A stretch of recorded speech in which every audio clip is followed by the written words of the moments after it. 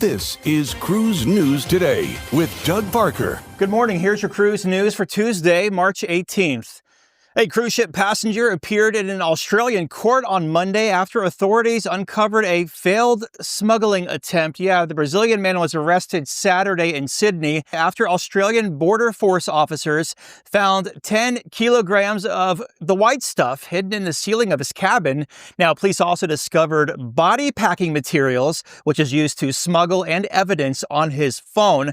Officials estimate that the white powder has a street value of approximately $3 million Australian dollars. The man is charged with 1 count of importing and 1 count of possessing.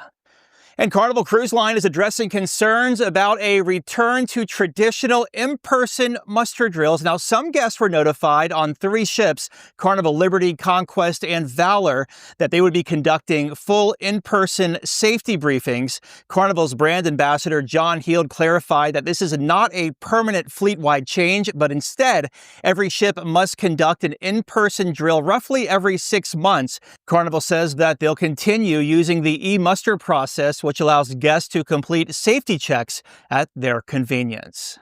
And skip the line. Royal Caribbean is rolling out the Royal Signature Excursions, a new premium shore tour program offering skip the line access, smaller group sizes, and exclusive local experience. Now, these excursions will be available in Europe, the Caribbean, and Alaska, and feature activities such as helicopter glacier tours in Alaska, pasta making in Italy, and snorkeling in St. Thomas. Guests will also benefit from premium transportation, expert guides, and included meals or snacks on most tours. Bookings can be made online or at the shore excursion desk. It's at a first-come, first-served basis with no waiting list. And cruise stocks were up on Monday. Carnival Corporation up 5%, 20.89. Royal Caribbean up 3%, 219.41.